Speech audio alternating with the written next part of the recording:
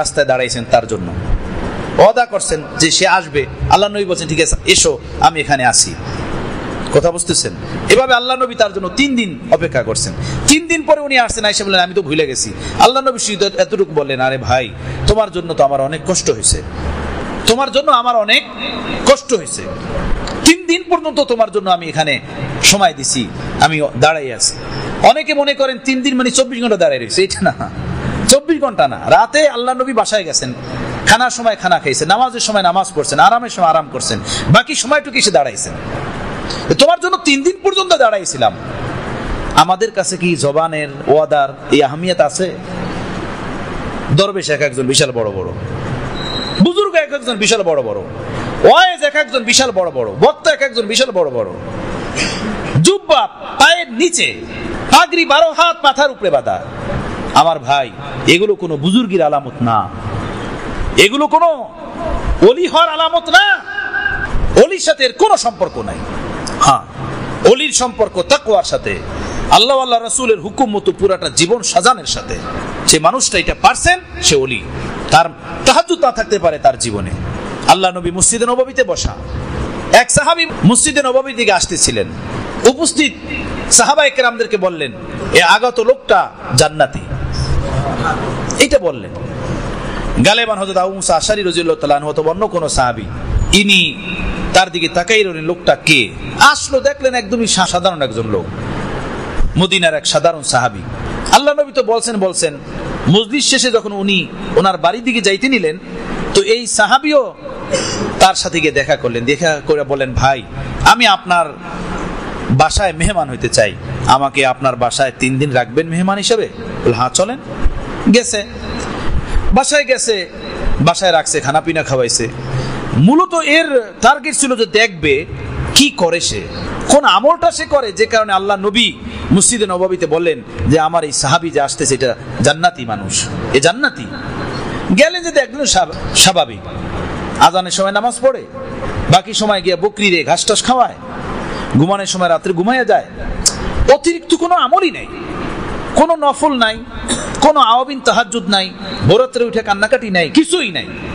3 দিন পরে উনি বললেন, আসল ভাই কথা হলো এই, আমি খাওয়ার জন্য আসি নাই, আর বেড়ানের কোনো আমার আশা নাই, আমি মূলত আসছি এই বিষয়ে, তুমি বিষয়টা জানো না।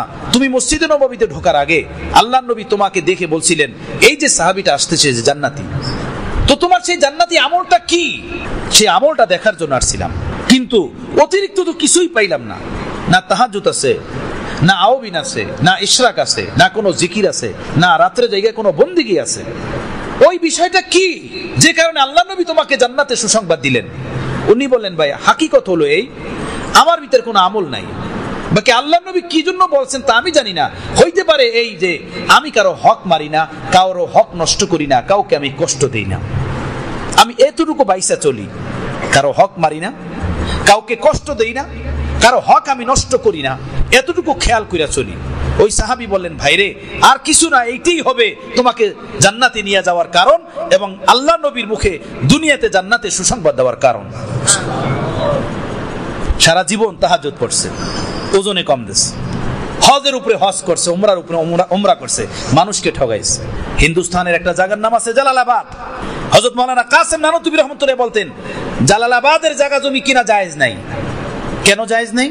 বলতেন জালালাবাদের লোকেরা মেয়েদের অংশীদারিত্ব দেয় না, বাবার থেকে পাওনা মিরাস সূত্রে যে সম্পত্তি জালালাবাদের লোকেরা এইটা এই অংশী দেয় না, এই জন্য জালালাবাদের লোকদের সম্পত্তি ক্রয় করা জায়েজ নাই।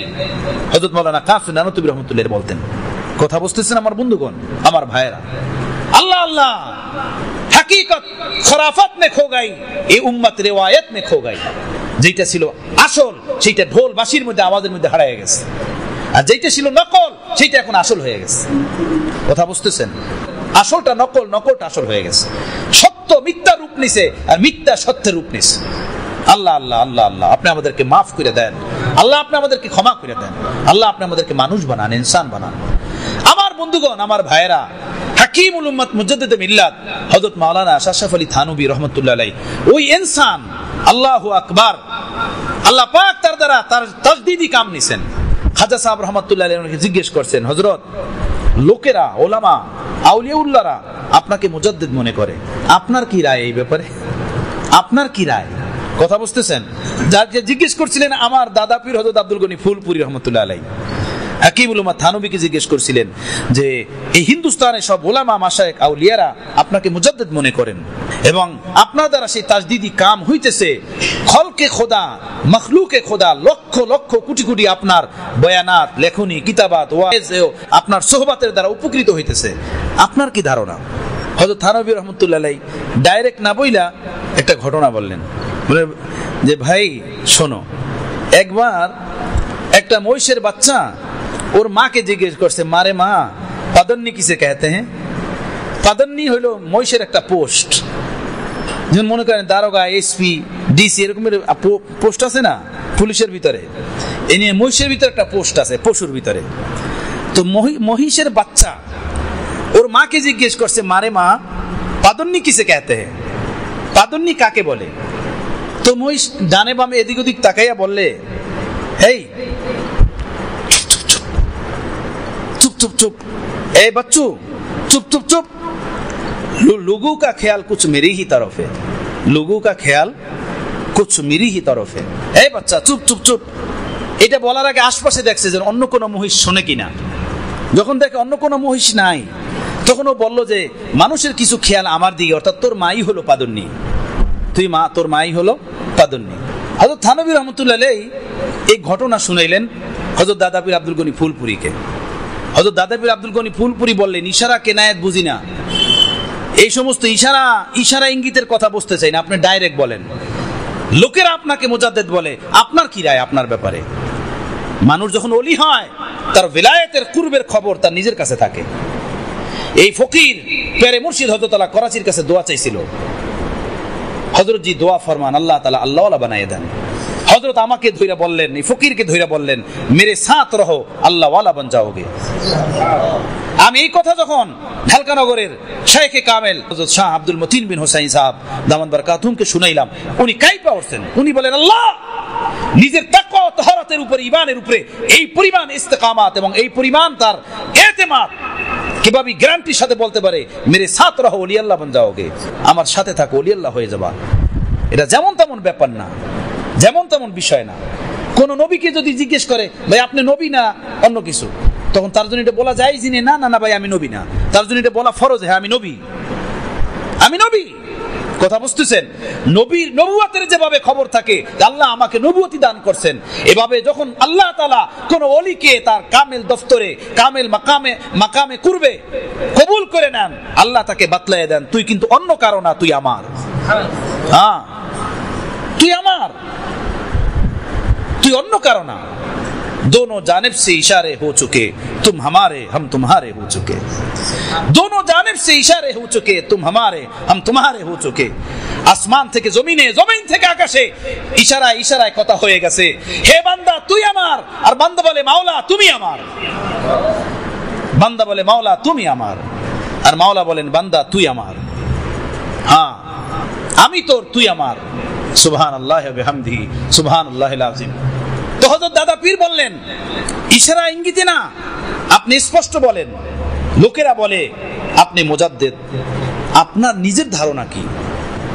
হযরত হাকিমুল উম্মাহ থানবী চুপ থেকে বলেন, হ্যাঁ ভাই, আশরাফ আলী का भी कुछ ख्याल ऐसा ही है, अशरफ अली का भी कुछ ख्याल ऐसा ही है। अल्लाह ताला ने अशरफ अली से इस जमाने में तजदीदी काम लिया। अशरफ अली का ख्याल एमनই যে আল্লাহ তাআলা এই জমানায় আশরাফ আলীর দ্বারা তাজদীদি কাম নিছেন। আমার ভাইরা, এক মুরিদ হযরত হাকিমুল উম্মাহ থানবী রাহমাতুল্লাহ আলাইহির দারুল উলুম দেওবন্দের গেলেন, অফিস রুমে বসা ছিলেন, একটা হারিকেন জ্বলতেছিল, তেল শেষ হয়ে যাওয়ার কারণে হারিকেনটা নিভে গেল।